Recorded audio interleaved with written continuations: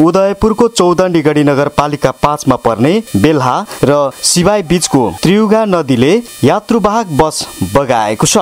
बाराहा क्षेत्र यातायात नामको को 1 ख 4753 नम्बरको बस गैराती करिब 11 बजे नदीले बगाउँदा हाल डुबेको अवस्थामा रहेको प्रहरीले जनाएको छ। जन्ती पुर्याएर सप्तरीबाट बेलटार फर्कदै गरेको बस त्रियुगा नदी पार गर्ने क्रममा पुलको होम पाइप मुनिको भाग बाढीले बगाइसकेको थाहा नपाउँदा दुर्घटना भएको प्रहरी चौकी सिवाईका प्रहरी सहायक निरीक्षक असै जगदीश प्रसाद मेहताको भनाइ छ।